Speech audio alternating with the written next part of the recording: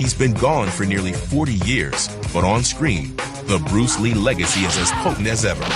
Watch any of his films, even for the very first time, and his genius is impossible to miss.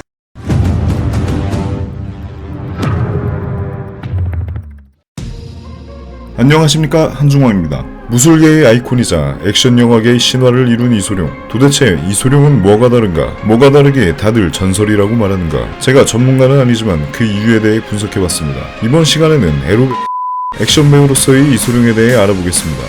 그놈의 이소룡 타령 걸 쯧쯧 배졌음이 전설이 그리고 찾지. 중국내에서 무신이라 불렸던 이영걸이 당시 신세계급의 액션을 보여줬던 황비용 찍고 바로 죽었으면 전설 하랩이 됐겠다 쯧쯧. 이소룡은 사실 별거 아닌데 영화를 찍다가 사망해서 유명해졌다, 이렇게 생각하는 사람들도 있습니다. 팩트를 모르면 자신만의 생각인 뇌피셜로 판단할 수밖에 없겠죠. 예를 들어 유명한 그룹 밴드가 있었는데 메인 보컬이 사망했다고 가정해봅시다. 그리고 대체된 멤버의 실력이 기존 보컬 이상의 수준이라면 그 밴드는 인기를 유지할 가능성이 높겠죠. 그러나 만약 100년에 한 번 나올까 말까 하는 보컬이었다면 그만한 영향력을 행사할 수 없을 것입니다. 이소룡 사후, 브루스 리, 드래곤 리 등 이소룡을 표방한 액션 배우들은 많았지만 아무도 이소룡만큼의 감동을 주지는 못했죠.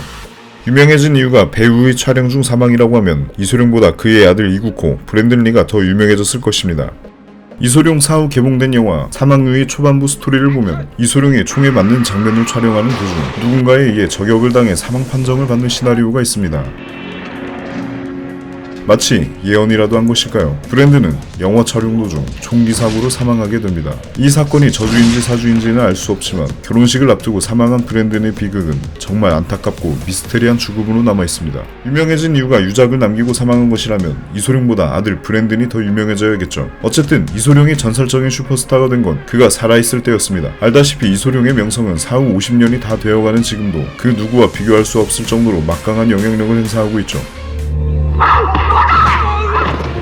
1971년 홍콩 역사상 흥행 1위였던 영화 사운드 오브 뮤직을 제치고 319만 홍콩 달러를 기록하며 박스오피스를 휩쓸고 최고 흥행 수익 신기록을 세우며 영화 한 편으로 데뷔하자마자 슈퍼스타덤에 오르게 된 이소룡의 첫 주연 데뷔작 당산대형.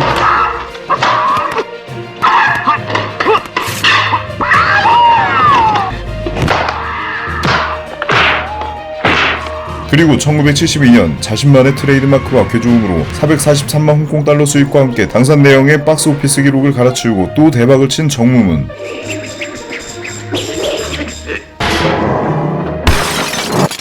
이어서 같은 해 이소룡이 처음으로 주연, 감독, 제작을 맡아 530만 홍콩 달러 수익으로 연이어 신기록을 갱신하고 2010년 엠파이어지가 선정한 세계 최고 영화 100선 중 95위에 선정된 맹룡과강. 그리고 다음해 1973년 이소룡이 세계 최초로 발명한 오픈핑거 글러브가 등장하며 전세계 9천만 달러의 초대박을 터뜨린 용쟁호투. 그리고 아쉽게도 1973년 7월 20일 이소룡의 사망으로 인해 사망적 유의는 미완성된 채로 유작으로 남게 되었습니다. 제작 중이던 필름은 훗날 대역 배우와 편집을 통해 사망유의라는 제목으로 개봉되었죠.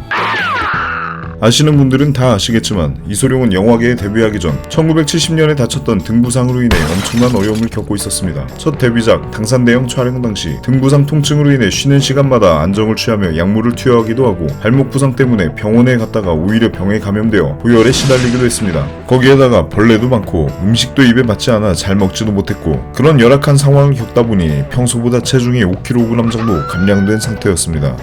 그 와중에도 이소룡은 액션과 연기에 혼신을 다했죠. 그때 감독을 나유가 맡았는데 감독은 영화 제작보다 경마에 관심이 더 많았고 촬영과 녹음을 동시에 하는 게 아니다 보니 촬영 중에도 경마 얘기를 하면서 시끄럽게 떠들기도 했습니다. 당연히 이소룡은 이런 감독에게 빡칠만 하죠. 사실 당산대형과 정무문은 각본이나 스토리가 그렇게 뛰어나지는 않습니다. 거기에다가 조연들이 성의 없이 대충 연기하기도 하고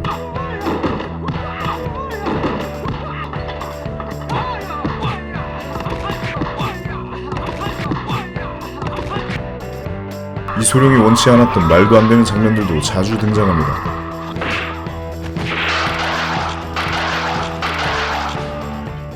그럼에도 불구하고 이소룡 영화들이 대박을 친 이유는 이소룡이 거의 혼자서 캐리했기 때문입니다. 실제로 당산대형과 정무문의 제작을 맡은 나유 감독이 이소룡 사후 1976년 성룡을 주인공으로 한 영화 신정무문을 제작했으나 이소룡이 없는 나유 감독은 별 성과를 거두지 못하고 1980년대 이후로는 특별한 활동 없이 자취를 감췄습니다.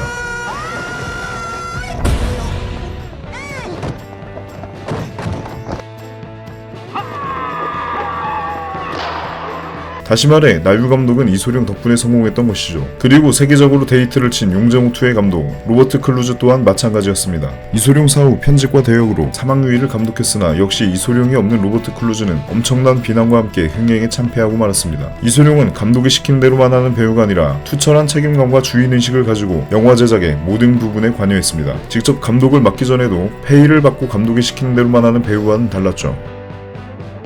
전국 내에서 대결 장면에 나오는 음향 효과는 이소룡이 직접 제작했으며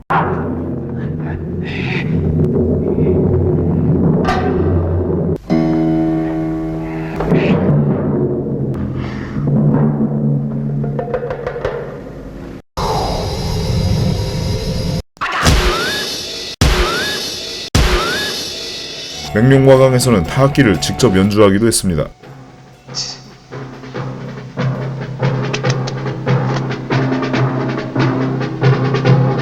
격투씬 한 파트를 촬영하는데 맘에 들지 않는다고 반나절이나 걸려 촬영하기도 하고 완벽주의에 욱하는 성질에 성격도 급하다 보니 주변 사람들과 마찰도 많았습니다. 그 당시 이소룡이 성공할 수 있었던 이유 중 하나는 다른 액션 배우들에 비해 연기력이 뛰어났기 때문입니다. Bruce Lee stole every scene he appeared in because he had an edge above the typical action star. Formerly a drama major at the University of Washington, he was an actor with serious conviction. Bruce, as an actor, was great. He took his craft as being an actor very seriously. And he was a perfectionist. I mean, it might sound too philosophical, but it's unacting acting or acting unacting. 이소룡은 경극배우 출신 아버지 이해천의 영향으로 어릴 적부터 수많은 영화에 출연했습니다. 그때 당시 홍콩의 맥컬리 컬킨 같은 존재였죠.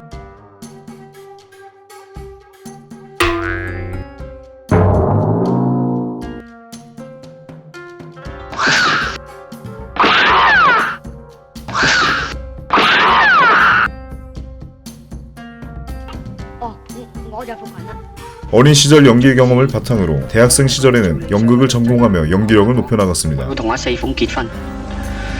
이소룡은 영화 속의 인상적인 장면을 삽입하면 오래도록 시청자의 기억에 남는다는 것을 알고 있었고 이것을 자신의 트레이드마크로 정말 잘 활용했습니다. 자신만의 이미지를 관객들에게 스크린을 통해서 깊은 인상을 남겨줬죠.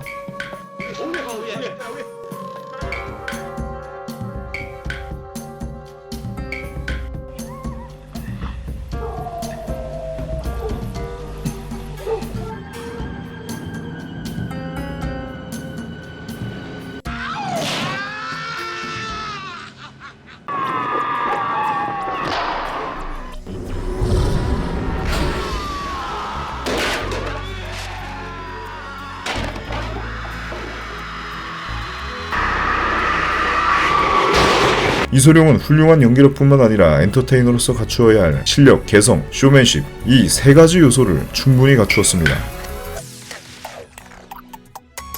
He had a tremendous physique. You know, when he took his shirt off, he wasn't bound by big muscles, but he was ripped. A signature style. He had a particular flair for the flashy.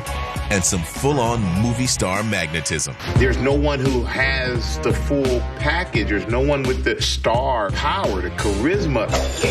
액션뿐만 아니라 배우에게 정말 중요한 부분은 관객들에게 영화에서 어떤 상황이 벌어지고 있는지 그리고 배우가 무슨 생각을 하는지 알 수 있도록 감정 표현을 잘 전달하는 것 또한 중요합니다. And there would be moments of depth and where you could see what he was thinking and that there was a soulful quality to the way he worked. To me, a motion picture is motion. Yeah. I mean, you gotta keep the dialogue down to the minimum. 기존 액션 배우들의 연기를 보겠습니다. 两狼狈为奸，害死我父亲，这笔账我们算一算。来吧！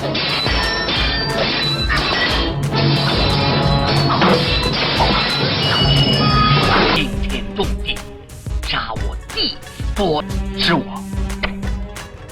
你瞧瞧我是什么？ That the picture I am in would either explain why the violence was done, whether right or wrong or whatnot. But unfortunately, pictures, most of them here, are done mainly just for the sake of violence. You know what I mean? Like, you know, fighting for 30 minutes gets...